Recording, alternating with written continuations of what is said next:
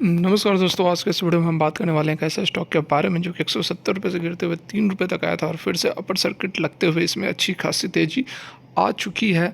Stock green energy के अंदर काम करता है, इलेक्ट्रिसिटी जनरेट करता है विंड मिल के थ्रू और बहुत सारे काम हैं इसके। जानेंगे सारा कुछ। रिक्वेस्ट रहेगी, वीडियो अच्छी लगे तो एक लाइक ज़रूर करें, हमें काफ़ी मोटिवेशन मिलता है और इस तरह के जेन्युइन इन्फॉर्मेशन के लिए चैनल को सब्सक्राइब कर ले अभी नीचे जो रेड बटन है उस पर प्रेस करके। तो यहाँ पर देखिए 8% या 15 रुपये 90 पैसे पर ट्रेड कर रहा है। 4% की तेज़ी है। पिछले 5 दिनों का रिटर्न जो है वह 5% का है। एक महीने में कंपनी ने 17% का रिटर्न दिया है। 6 महीने में 27% का ईयर टिल डेट में निगेटिव रिटर्न है। सीधे मैक्सिमम पीरियड का रिटर्न की बात करें तो आप देख सकते हैं कि स्टॉक जो है एक समय 170 के आसपास ट्रेड कर रहा था। 2007 की बात है। उसके बाद स्टॉक में कोई जान बची नहीं। अब फिर से स्टॉक जो है वह भागने को तैयार हो चुका है। देख सकते हैं 2.5 रुपये तक सितंबर 2020 के आसपास 2-2.5 रुपये तक यह आ चुका था। उसके बाद एक हाई लगाया इसने 30-35 रुपए का और फिर से करेक्शन होने के बाद फिर से जो है अब तेज़ी का माहौल इसमें हमें देखने को मिल रहा है। देखिए स्टॉक में ये जो आप देख रहे हैं गिरावट, इसके बीच की कहानी कुछ है। बीच में कंपनी को एनसीएलटी के पास भी ले जाया गया, बिकवाली प्रक्रिया से भी कंपनी को गुजरना पड़ा, लेकिन फिर एनसीएलटी एपीलिएट ट्रिब्यूनल ने इस बिकवाली को रोक दिया। बीच में इसके सेल्स भी कम हो गए थे, ऑर्डर्स मिलना कम हो गए थे, लेकिन उसके बाद फिर से कंपनी में जो है जान आती हुई नज़र आ रही है। देखते हैं कुछ और फंडामेंटल्स। देखिए 200 करोड़ की कंपनी है, ठीक है। स्टॉक का पी 44.4 है। बुक वैल्यू 18 रुपये की है और 18 रुपये से कंपेयर करें तो उसके आसपास यह ट्रेड कर रहा है। डिविडेंड कंपनी नहीं देती। आरओसी आरओई कंपनी का कोई खास नहीं है क्योंकि कंपनी को काफ़ी समस्याएं से जूझना पड़ा था बीच के समय में। 44% की प्रमोटर की होल्डिंग्स है। वॉल्यूम की बात करें तो बहुत ही अच्छी वॉल्यूम है। 6 लाख के आसपास वॉल्यूम ट्रेड होती है। डेप्ट कोई खास है नहीं, 12 करोड़ की डेप्ट है।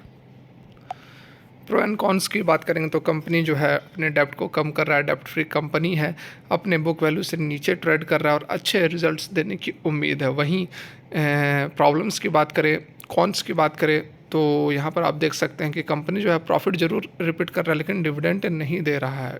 प्रमोटर की होल्डिंग कम हुई है।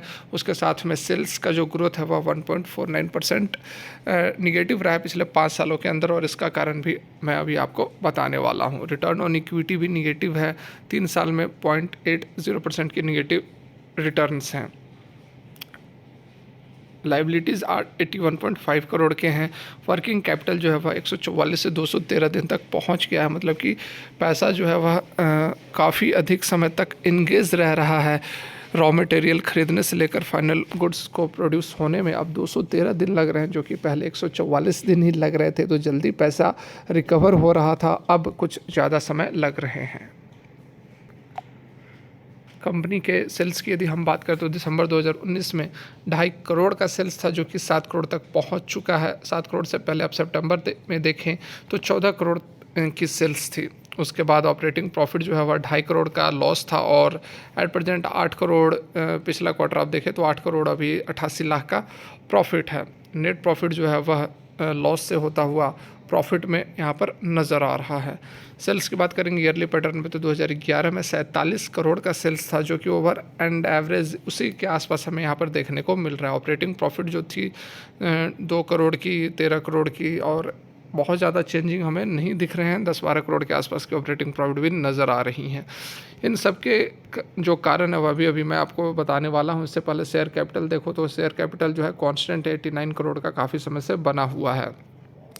रिजर्व्स बढ़ रहे हैं थोड़े थोड़े ही सही, लेकिन रिजर्व्स 146 करोड़ तक पहुंच गए हैं। कंपनी के ऊपर डेप्ट लगातार कम हो रहा है। ये सबसे अच्छी बात यहाँ पर आप देख सकते हैं।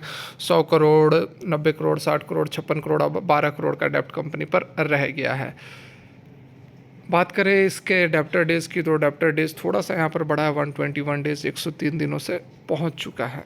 बात करें प्रमोटर होल्डिंग की तो यहाँ पर देखिए 44% की होल्डिंग्स प्रमोटर की और डीआईएस के पास 4.46%, पब्लिक जो है 50.78% के साथ है। अब स्टॉक कौन से है तो इंडो विंड एनर्जी लिमिटेड। काम क्या करती है नाम से ही आपको यहाँ पर पता चल रहा है और ज़्यादा हम यहाँ पर डिटेल में जाएँ तो सारी बातें समझ में आ जाएंगी।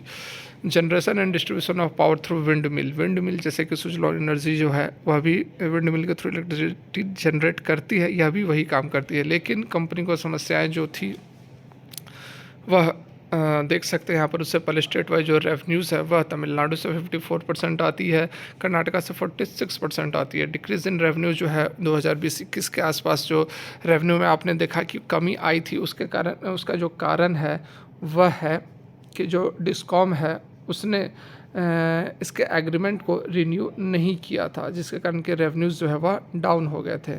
Generation has been kept in abeyance and has not been realised, यही कारण है। देखिए क्लाइंट की बात करें तो इसके क्लाइंट्स में Tata Teleservices Coca, HDFC bank, Hindustan Unilever, Titan Wheels India, तो बहुत बड़े बड़े जो नाम है वह इसके क्लाइंट्स हैं।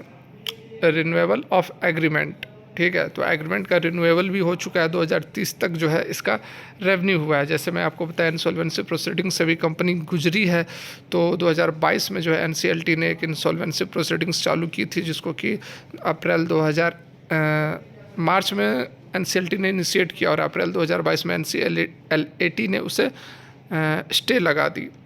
राइट इशू भी 7 जनवरी 2022 को राइट इशू भी निकल कर आया था, जिसके थ्रू 50 करोड़ का जो फंड था इन्होंने जमा किया था। तो देखिए ओवर एंड आउट अच्छी कंपनी निकल कर आ रही है। थोड़ा बहुत रिस्क जरूर एसोसिएटेड है, तो अपना रिस्क कैपिटल, रिस्क एपेटाइट के अकॉर्डिंग आप इसमें कुछ इन्वेस्टमेंट जरूर कर सकते हैं, और नहीं भी करते हैं तो एक नज़र जरूर बना कर रखिए, क्योंकि सबसे बड़ी बात ग्रीन एनर्जी का स्टॉक है और फ्यूचर इसी का है। तो फिलहाल के लिए वीडियो यहीं तक अच्छी लगी हो तो एक लाइक ज़रूर करें और चैनल को सब्सक्राइब कर ले। Thanks for watching.